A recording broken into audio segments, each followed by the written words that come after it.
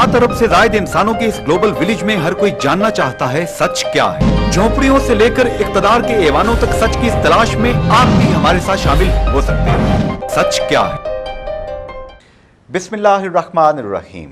नाज़रीन इकराम अस्सलाम वालेकुम। सच क्या है with Junaid Ansari political series next episode. एक ऐसी शख्सियत जो बहुत बड़े ख़ानदान से ताल्लुक़, पाकिस्तान की सतह पर, पाकिस्तान के लेवल पर इनके ख़ानदान का कंट्रीब्यूशन मुल्की अस्करी तारीख़ में और मुल्की सियासत में किसी से भी ढका छुपा नहीं है। राजा ज़फ़र मारूफ साहब, आल जम्मू कश्मीर मुस्लिम कॉन्फ्रेंस, और फराज का शेर वो मिसरा, हम मोहब्बत में भी तौहीद के कायल हैं। फराज, लगता है सियासत में राजा ज़फ़र मारूफ साहब आप भी तौहीद के कायल हैं। सबसे पहले तो मैं आपका शुक्रिया अदा करता हूँ, आपकी सारी टीम का शुक्रिया अदा करता हूँ कि जिन्होंने मुझे यहाँ बुलाया और मिलने का मौका फराहम किया। तो ये आपका बड़ापन है। सो जो आपने कहा मैं इस पर यही कहूँगा कि बस ये कुदरत का करम फजल है, और जो आपने कहा ये आपका बड़ापन है। ये बताएं कि राजा ज़फ़र मारूफ साहब, मेरी मालूमात के मुताबिक मुस्लिम लीग नून जब बनी थी ना, तो इस पे सबसे बड़ा इल्ज़ाम जो लगा था, और अब भी राजा फ़ारूक हैदर खान साहब की हुकूमत बनते साथ ही, और जो चंद एक ऑर्डर्स बरामद हुए हैं प्राइम मिनिस्टर सेक्रेटेरिएट से, इस पार्टी पे इल्ज़ाम था कि ये मुस्लिम लीग कम है और राजा लीग ज़्यादा है। तो आप भी राजपूत हैं, ख़ानदानी राजपूत हैं, सुना है बड़ी अटैम्प्ट आप पे भी हुई हैं कि राजा साहब आ जाओ। नहीं, देखिए मैं दो बातें करूँगा इस बात पे ना। ये आपकी जो बात है, मैं इस बात को नहीं मानता। असल बात ये है जी कि आप ये देखें कि आल जम्मू कश्मीर मुस्लिम कॉन्फ्रेंस जो है वो आज़ाद कश्मीर की बानी जमात है, और आज़ाद कश्मीर की जितनी भी सियासी जमातें हैं सबकी मदर जमात है, मदर है, कोई शक। तमाम सियासी जमातों का वजूद आल जम्मू कश्मीर मुस्लिम कॉन्फ्रेंस से ही इसी वतन से निकले। होता क्या है कि सियासत के अंदर जो कबीले, जो बरादरियाँ जहाँ ज़्यादा डोमिनेट करती हैं, उस हवाले से तो अभी अगर देखा जाए, ये मैं कह सकता हूँ कि आल जो मुस्लिम लीग नून का वजूद है उसमें मोस्टली लोग जो हैं वो राजपूत कबीले से ही हैं, इस हवाले से है। लेकिन जो फैसले, या आप ये कहें जी कि वो कोई, उस हवाले से मुझे नहीं लगता कि वो कुछ हो रहा है या कुछ ऐसे नहीं मुझे नज़र आ रहा। फैसले तो अहले कश्मीर कर रहे हैं ना, कश्मीरी ख़ानदान, ये सब कश्मीरी। देखें जी, बात ये है कि मैं ये कहूँगा, मेरा आपके इस प्रोग्राम की वसातत से मैं ये कहना चाहूँगा कि जो वज़ीर-ए-आज़म आज़ाद कश्मीर हैं, मेरी उनके लिए नेक ख्वाहिशात हैं। मैं ये चाहता हूँ कि वो अच्छा काम करें और इस रियासत में एक अच्छे नाम से जाने पहचाने जाएँ।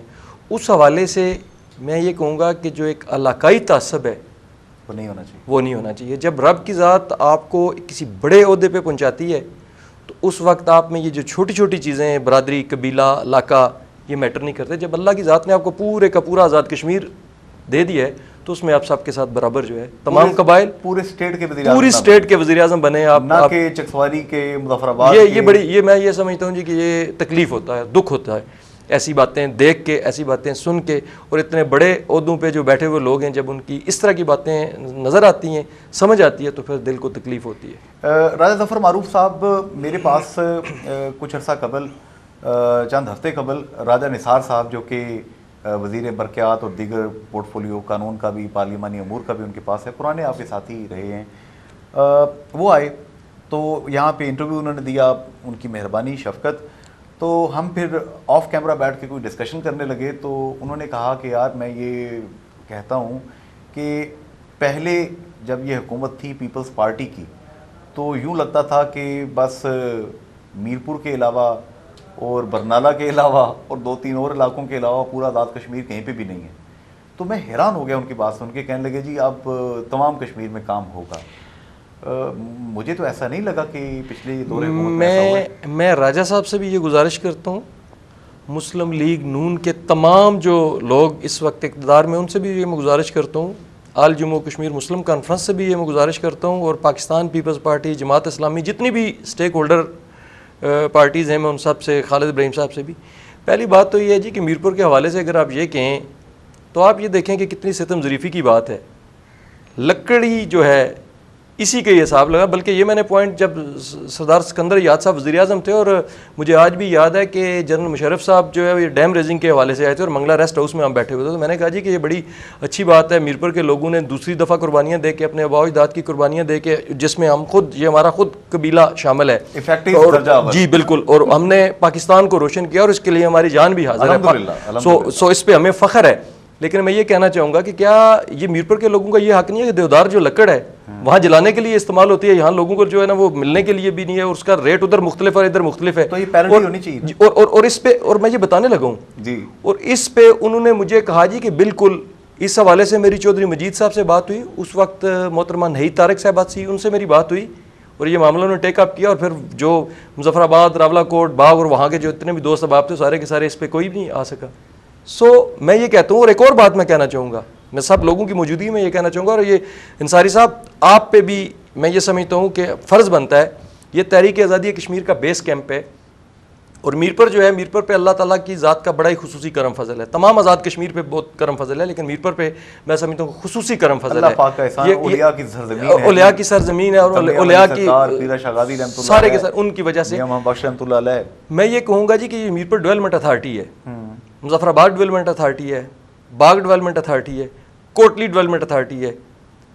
جو موجودہ وزیر اعظم ہے میں ان سے یہ کہتا ہوں کہ تمام جو ان ڈیولپمنٹ اتھارٹی کے بائی لاز ہیں وہ میرپور میں بھی اپلائی کر دیں, پھر میں مان جاؤں گا, میں کہوں گا کہ آپ واقعی بڑے. وہ تھوڑا ریکارڈ کو بھی ذرا اسکریچ کر کے دیکھ لیں کہ وہاں بینیفیشریز کتنے ہیں اور کہاں کہاں کے تھے. یا نہیں جی, وہاں جا کے آپ وہاں میں کہتا ہوں نا, یہ جتنی جو 3 میں نے بتائی ہیں وہااں کوئی ریوائزنگ کے نام پہ آپ مجھے بتائیں نا, دیکھیں نا سردار چائنا کٹنگ نہیں ہوتی, کچھ بھی نہیں ہے. سو اس حوالے سے ابھی پتہ چلے گا کہ کیا کون کتنے پانی میں ہے, یہ تو ابھی آگے وقت بتائے گا نا. لیکن میں یہ پھر بھی میں یہ کہنا چاہوں گا یہ بہت چھوٹی باتیں ہیں. جی اچھا, یہ جو بات آپ کر رہے ہیں وہ کیا کسی, آپ نے کہا کہ ہم پہ بھی فرض ہے, ہم پہ بھی قرض ہے کہ ہم بھی اس پہ بات اٹھائیں, کرتے رہتے ہیں.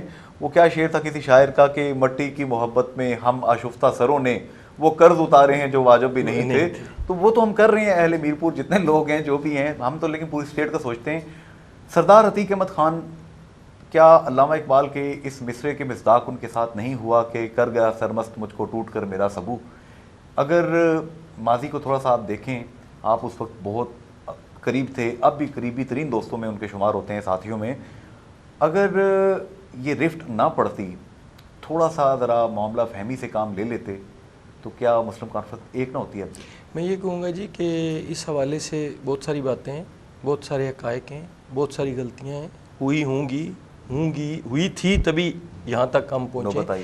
اس پہ تو کوئی دوسری بات نہیں ہے. میں یہ سمجھتا ہوں کہ اس میں کہیں نہ کہیں دونوں سائڈ سے کچھ نہ کچھ تھا, سو اسی وجہ سے یہ میں اس بات کو میں مانتا ہوں. ورنہ آج بھی آپ دیکھیں کہ آزاد کشمیر میں ریاستی جماعت ہونے کے ساتھ ساتھ جتنے بھی لوگ مسلم لیگ نون میں گئے ہیں وہ سارے کے سارے ان کا جو ماضی اگر دیکھا جائے تو وہ مسلم کانفرنس میں ہی رہے ہیں. بلکہ رادر کہنا چاہیے کہ مجاہد اول سردار عبدالقیوم خان صاحب جو ہیں ان کے تربیت یافتہ لوگ. بالکل یہی بات ہے, ایسے ہی ہے, بالکل یہی بات. حتیٰ کہ راجہ فاروق حیدر خان بھی اب بھی ذکر کرتے ہیں مجاہد اول سردار عبدالقیوم خان صاحب کا, تو ان کی آنکھوں میں آنسو آ جاتے ہیں. میں یہ سمجھتا ہوں جی کہ ان آزاد کشمیر کی سیاست میں جنید انصاری صاحب, میں بہت چھوٹا سا سیاسی کارکن ہوں, سیاسی طالب علم ہوں, میں یہ سمجھتا ہوں کہ آزاد کشمیر کی ہسٹری میں 3 بڑے لوگ گزرے ہیں جو دل, دماغ اور قلم کے بڑے تھے. کے ایچ خورشید مرحوم, سردار عبدالقیوم خان صاحب, ممتاز حسین راٹھور صاحب, کیا بات, جنہوں نے بتایا ہے کہ حکمرانی ہوتی کیا ہے. میں یہ نہیں کہتا کہ کس نے کتنا عرصہ حکومت کی, لیکن جو یہ لوگ وہ تھے کہ جن کے قلم سے کسی کو نقصان نہیں ہوتا تھا, جو دل, دماغ اور قلم کے بادشاہ تھے. اس کے بعد جتنے بھی لوگ آئے انہوں نے اپنے ادوار میں بڑے اچھے کام کیے ہوں گے, لیکن اس پائے کا کوئی بھی آزاد کشمیر میں حکمران نہیں آیا. آپ نے الیکشن 2016 میں راجہ نوید اختر گوگا کو اپنے ساتھ ملا کر کیمپین کی, یہ کیسے ممکن ہوا؟ مسلم لیگ نون, مسلم کانفرنس, باقی تمام جگہوں پہ علیحدہ, یہاں پہ 2 تلواریں 1 نیام, یہ کیسے ہوگا؟ یہ بھی اللہ کا کرم فضل ہے. اور دیکھیں مقامی سچویشن ہوتی ہے. صحیح, دیکھیں نا ابھی کوئی نظریہ عقیدے کی سیاست رہ گئی آزاد کشمیر میں؟ پہلے مجھے یہ بتائیں آپ. افسوس سے کہنا پڑتا ہے شاید نہیں. جن کے آباء و اجداد مسلم کانفرنس میں تھے ان کی اولادیں مسلم لیگ نون میں ہیں, یا یہ تو تاریخ ثابت کرے گی نا کہ والدین ٹھیک تھے یا اولادیں ٹھیک ہیں. میں تو بہت, آپ مجھے یہ کہہ سکتے ہیں کہ میں تو بہت ہی 2096 2001 کی جو ہے اس میں نے مسلم کانفرنس کو سپورٹ کیا ہے. میں نے ملک نواز صاحب کا انٹرویو کیا تھا الیکشن سے پہلے. میں نے ان سے پوچھا حضور بہت سارے پتے جڑ گئے ہیں, تو آپ ایک پتہ رہ گیا ہے, نہیں جڑا تو کب جڑے گا؟ انہوں نے مسکراتے ہوئے کہا جی میں پارٹیاں بدلنے والے لوگوں میں سے نہیں, اور کریکٹر کا ثبوت دیا. دیکھیں جنید انصاری صاحب, میں نے الیکشن میں بھی کہا تھا اور ابھی پھر میں آپ کو کہہ رہا ہوں کہ مسلم لیگ نون میں بہت سارے دوست جو ہیں کسی لالچ میں، کسی ہوس میں، کسی اقتدار کے چکر میں، باقی جو بھی ہوا جیسے بھی ہوا، میں آن ایئر میں نہیں کہنا چاہتا یہ تحریک آزادی کشمیر کا بیس کیمپ ہے. جس طرح کی یہاں جو سچویشن چلی ہے، میں یہ سمجھتا ہوں کہ اس بیس کیمپ میں اس طرح کا ارباب پاکستان کو نہیں کرنا چاہیے تھا. یہاں کے فیصلے کشمیریوں پہ چھوڑنے چاہیے تھے، ڈرٹی گیم نہیں کھیلنی چاہیے تھی. میں اس تفصیل میں نہیں جاتا، لیکن میں اتنی بات بتاؤں کہ ہم لوگ جو ہیں ہم نے کردار کی جنگ لڑی ہے، اقتدار کی جنگ لڑی، اور انشاءاللہ ثابت قدم رہیں گے. اور ہمیں اقتدار کے لیے نہیں، کردار کے لیے ہی آگے بڑھنا ہے. تبھی یہ تحریک آزادی کشمیر کا بیس کیمپ جو ہے حقیقی معنوں میں بیس کیمپ بنے گا. ورنہ تو آپ یہ دیکھیں نا، اقتدار سے پہلے تو آج کل پاکستان میں کیا ہو رہا ہے، یہ جو ابھی حکمران ہے، یہ حکمران بننے سے پہلے یہ کیا کہہ رہے تھے پیپلز پارٹی کے بارے میں؟ پیپلز پارٹی والے میوزیکل چیئر کی سو یہی میں یہ سمجھتا ہوں کہ جو ابھی لوگ آئے ہیں، میں یہ چاہتا ہوں، اللہ سے یہ میری دعا ہے کہ ان کے قول و فعل میں تضاد نہ ہو. لیکن یہ ہے کہ مجھے کوئی لگ نہیں رہا ابھی تک کی جو صورتحال ہے، جس طرح کے فیصلے صادر ہو رہے ہیں. مجھے راجہ فاروق حیدر خان صاحب، ظفر معروف صاحب اس وقت مجبور لگ رہے ہیں، لگ رہا ہے کہ کچھ نادیدہ طور پر ان کے ہاتھ بندھے ہوئے ہیں، زباں بندی ہے، اور وہ اپنے کارکنوں سے بھی دور ہو رہے ہیں. اور جو وہ اپوزیشن کے دور میں کلیمز کرتے تھے کہ میں ایکٹ 74 پہ جناب ترمیم کروں گا، دیگر کام کروں گا، وہ نہیں کر پا رہے. دیکھیں جی، یہ تو وقت ہی ثابت کرے گا نا. اقتدار سے پہلے اور اقتدار میں آ کے بہت ساری قدغنز ہوتی ہیں، ان میں سے ہی نکلنا جو ہے نا وہی پتہ چلتا ہے کہ کون لیڈر ہے. ویسے سانپ سیڑھی کے اس کھیل میں مجاہد اول تو بڑی کامیابی سے اور بڑی حکمت سے چلا کرتے تھے. مجاہد اول آزاد کشمیر میں ایک ہی تھے نا، ایک ہی تھے. آخری بات سر، یہ 24 نومبر کو آج میں اخبارات میں دیکھ رہا تھا، روزنامہ محاسب میں، مختلف جگہوں پہ آپ کا بھی وہ بڑا زبردست ایک لگا ہوا تھا کہ 24 نومبر کو آپ لائن آف کنٹرول کراس کر رہے ہیں. سردار عتیق احمد خان صاحب نے اناؤنس کیا ہے. سر یہ کیا پروگرام ہے آپ کا؟ یہ تو بڑا ایک کریٹیکل معاملہ بن جائے گا، 3 جگہوں سے کراس کر رہے ہیں آپ. دیکھیں میں یہ کہنا چاہوں گا جی کہ جو مقبوضہ کشمیر میں اس وقت بھارتی فوج کے مظالم ہیں، ان پہ کشمیری ہم کسی بھی صورت میں خاموش نہیں رہ سکتے. اور جو کچھ انڈین آرمی وہاں کر رہی ہے ہماری ماؤں بہنوں بچوں کے ساتھ، اور جس طرح وہ تحریک آزادی کشمیر وہاں مقبوضہ کشمیر میں جو خون کی ہولی کھیلی جا رہی ہے، میں یہ سمجھتا ہوں اس وقت آ گیا ہے کہ ان شہداء کی قربانیوں کے ساتھ ہم انصاف کریں، اور ہم ان کے ساتھ اس عملی جو ان وہاں عملی طور پہ جدوجہد کر رہے ہیں، اس میں ہم اخلاقی سطح پہ، سفارتی سطح پہ، اور یہ جو لائن آف کنٹرول ہے، دیکھیں شملہ معاہدہ اور لائن آف کنٹرول پاکستان اور ہندوستان کے درمیان کا معاملہ ہے. یہ آزاد کشمیر کا، ہم کشمیریوں فریق تو نہیں ہے، سو ہمارے لیے یہ بالکل کچھ بھی نہیں ہے. اس سائڈ پہ بسنے والے ہمارے اپنے ہیں، اس سائڈ پہ بسنے والے ہم ان کے ہیں.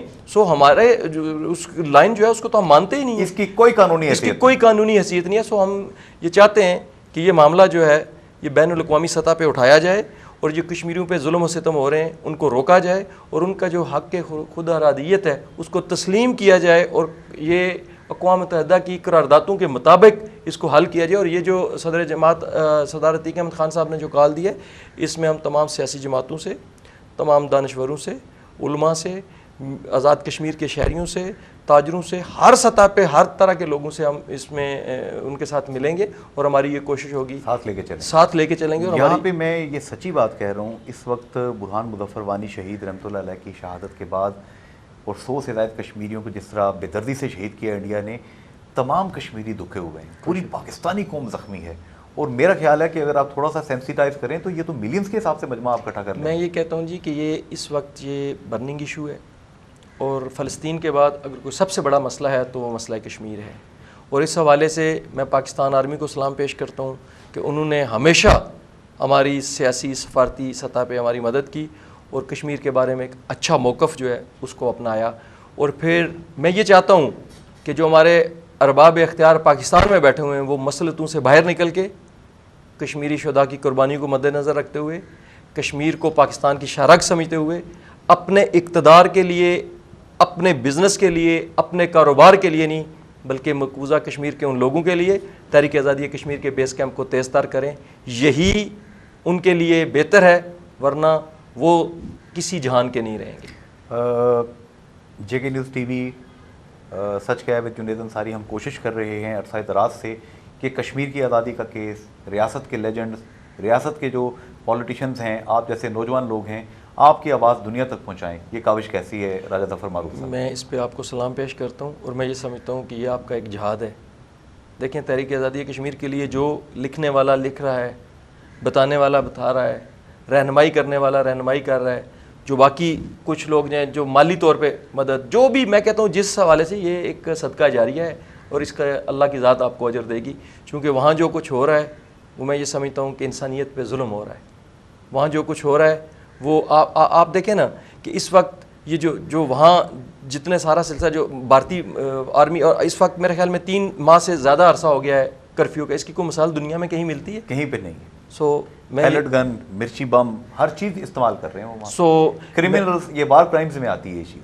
میں اقوام عالم سے بھی آپ کی اس وساطت سے میں ان سے بھی میں یہ کہنا چاہوں گا کہ وہ یہاں دیکھیں کہ یہاں کیا ہو رہا ہے، کیا ظلم ہو رہے ہیں، اور اس پہ ان کو بھی عملی طور پہ کوئی ایسا سلسلہ کرنا چاہیے تاکہ یہ ظلم و جبر رکے اور کشمیریوں کی آزادی جو ہے ان کا جو حق ہے وہ ان کو دلایا جائے. تو 24 نومبر کو سردار عتیق احمد خان، راجہ ظفر معروف، ملک نواز، آپ جتنے لوگ ہیں بہت بڑا شو کرنے جا رہے ہیں انشاءاللہ اللہ نے چاہا. ناظرین، راجہ ظفر معروف صاحب کا ویری لانگ اویٹڈ انٹرویو آج میں نے آپ کے سامنے پیش کیا.